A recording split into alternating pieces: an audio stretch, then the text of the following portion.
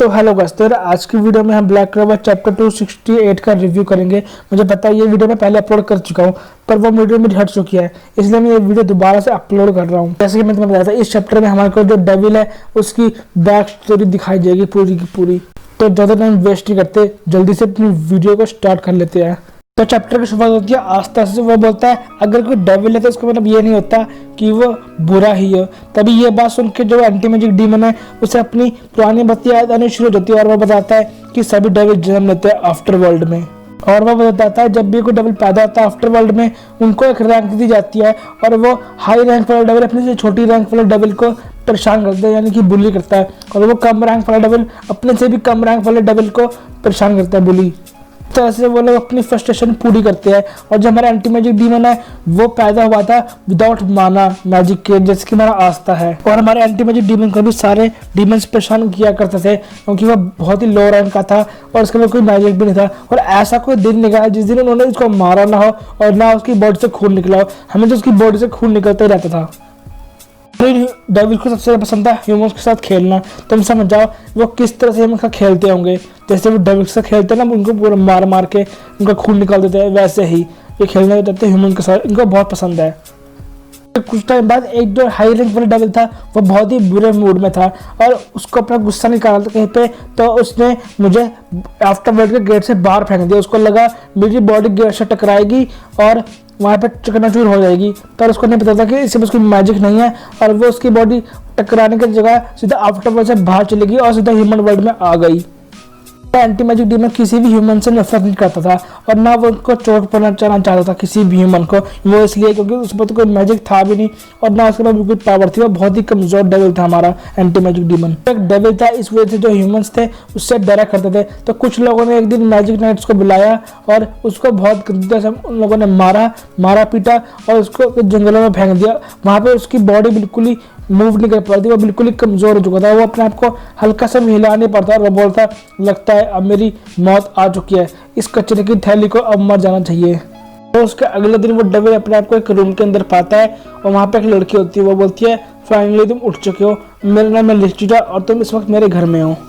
एक बोतल का ढक्कन खोलती है और उसमें से बहुत सारी लकड़ियां बाहर निकलती है और वो बताती है ये मेरा मैजिक है, मैं किसी भी चीज़ को इस बोतल में डाल सकती हूँ और निकाल सकती हूँ जिसके अंदर मैजिक नहीं होता है, और मैं तुम्हें भी इसी तरह से इस बोतल में डाल के लेके आई हूँ यहाँ पे। बताती है मुझे कुछ दिन पहले ये 5 लीफ ग्रीन वॉर मिली है और उसके बाद अब मैं तुमसे मिली जो कि एक डेविल है। तो जब मैंने कहानी सुनी थी 5 लीफ ग्रीन वॉर के बारे में, जो इसका जो रिलेशन होता है बिल्कुल डेविल के साथ होता है, तो शायद से वो सच है कहानी। उसके बाद जो वो डेविल है वो बोलता है क्या तुम्हें मेरे से डर नहीं लग रहा क्या? तो लिजिया बोलती है नहीं, मैं तुम जैसे छोटे से बच्चे से क्यों डरूंगी जिसके पास कोई मैजिक तक नहीं है, तुम मेरा क्या बिगाड़ लोगे? लिजिया आगे बोलती है मेरे से भी लोग उतनी नफरत करते हैं जितने कि डेविल से करते हैं, क्योंकि मेरे पास एक ऐसा शरीर है जिससे कि मैं किसी की भी लाइफ एनर्जी या उसका माना जो है वो एब्जॉर्ब कर सकती हूँ। इसी वजह से मैं विलेज से दूर इतनी दूर रहती हूँ जंगलों में अकेली, वो भी। यहाँ पे हम देखते हैं एक सांप जो है वो लिचिटा को काटने के लिए आता है। फिर एकदम से जो वो सांप है उसकी लाइफ एनर्जी लिचिटा पूरी की पूरी एब्जॉर्ब कर लेती है और जो वो सांप है वहीं पे मर जाता है। और लिचिटा बोलती है ऐसा तुम एक डेविल हो और तुम्हारे पास कोई मैजिक भी नहीं है, तो ये किसी तरह की फेट नहीं हो सकती। तुम्हें पता नहीं हम दोनों का मिलना एक कोई इत्तेफाक है, तो क्या तुम मेरे बेटे बनना चाहोगे? पहले तो उस डेविल को समझ आता है कि ये लड़की बोल क्या रही है आखिरकार। फिर कुछ दिन वो उसके साथ रहता है और वो लड़की जो है वो उसकी पूरी लाइफ बदल देती है और वो डेविल भी उसकी पूरी लाइफ बदल देता है, क्योंकि वो इतने टाइम से अकेले वहाँ पे रह रही जंगलों में। और अब उसको थैंक यू बोलते हैं इस चीज़ के लिए कि तुमने मेरी लाइफ बदल दी, इतने सालों से मैं यहाँ पे अकेली रह रही थी और तुमने आए और तुमने मेरी बिल्कुल लाइफ बदल दी यहाँ पे आते ही। तुम लोग यहाँ पे देख सकते हो कि वो दोनों कितने ज़्यादा खुश है अब जब से वो दोनों एक हुए हैं। उसको हर एक चीज़ के लिए थैंक यू बोल रही होती है और उसको बोलती है लीबे, जो कि हमारे एंटी मैजिक डीमन का नाम है। फिर उसके बाद जो डेविल है उसका बहुत उसमें सर दुखने लग जाता है और वो पूछती है तुम्हें क्या हुआ। तो हम यहाँ पे देखते हैं अचानक से जो लूसीफर है वो लीबे की बॉडी के ऊपर टेक ओवर करना शुरू कर देता है। लूसीफर यहाँ पे बोलता है तुम बिना किसी ह्यूमन के कॉन्ट्रैक्ट के बिना तुम इस वर्ल्ड में क्या कर रहे हो, ऐसे नहीं हो सकता। पर अब मुझको मिल चुका है मेरा टाइम पास करने का जरिया और मैं तुम्हारी बॉडी के जरिए अपने शरीर को यहाँ पे लाने का ढूंढ लूंगा तरीका। लीबे यहाँ पे अपनी बॉडी को बिल्कुल भी कंट्रोल नहीं कर पा रहा था क्योंकि उसकी जो बॉडी है वो लूसीफर को कंट्रोल करता है। और यहाँ पे जो लिचिटा होती है वो लूसीफर की बॉडी को पकड़ लेती है और बोलती है तुम जाने दो लीबे को, तुम छोड़ो इसको, तुम इसको लेके कहाँ जा रहे हो? फिर लूसीफर बोलता है तुम बेवकूफ़ इंसान हो, तुम्हें क्या लगता है तुम मुझे हरा सकते हो क्या? भले मैं अपनी पावर यूज़ नहीं कर सकता इस वक्त, पर तुम्हारा कोई मैच नहीं है कि तुम मुझको हरा दो। तो उसको अचानक से रियलाइज होता है कि जो लिचिटा है उसका माना जो धीरे धीरे ऑब्जर्व करना शुरू कर देती है और वो बोलता है रुको, ये तुम क्या कर रही हो, जल्दी से रुक जाओ। लिचिटा आगे बोलती है इस बार मैं तुम्हें इस बच्चे को अपने से दूर भेजने नहीं दूंगी, तुम छोड़ दो मेरे बच्चे को। और यहाँ पे देखते हैं लिचिटा के पास में कुछ चीज़ें हुई थी कि वो टोकरी में किसी बच्चे को छोड़ देती किसी के घर के बाहर, और ये बच्चा मुझे लगता है कि ये आस्था है जो कि लिचिटा का बेटा है। और उसके बाद जो लूसीफर अचानक से लिचिटा की बॉडी के ऊपर अटैक करता है और उसके पेट से बहुत ज़्यादा खून निकलना शुरू हो जाता है, पर लिचिटा फिर भी लिबे को छोड़ती नहीं है और उसको गले से लगा लेती है और लूसीफर वहाँ से चला जाता है। जाने से पहले बोलता है मैं अभी तो मैं जा रहा हूँ बेवकूफ़ इंसान, पर मैं तुमसे बदला लेने के लिए ज़रूर आऊँगा।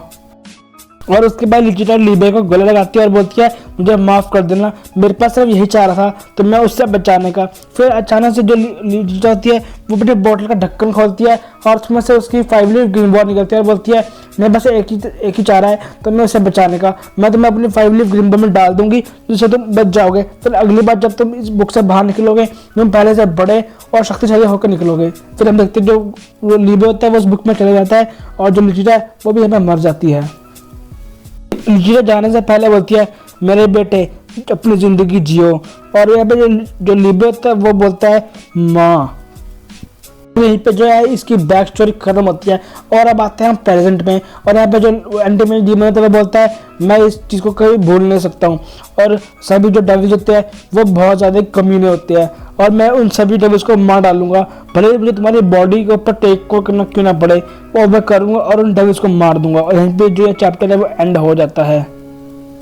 चैप्टर यहीं पे खत्म हो जाता है, हमारी वीडियो भी यहीं पे एंड होती है। तो मतलब मुझे कमेंट से बताना कि तुम्हें ये चैप्टर कैसा लगा। मुझे तो ये चैप्टर बहुत ज़्यादा अच्छा लगा और इसका जो नेक्स्ट चैप्टर होगा वो इससे भी ज़्यादा अच्छा होने वाला है, क्योंकि अब दिखाई देगी हमें आस्था की और एंटी डीमन की फाइट।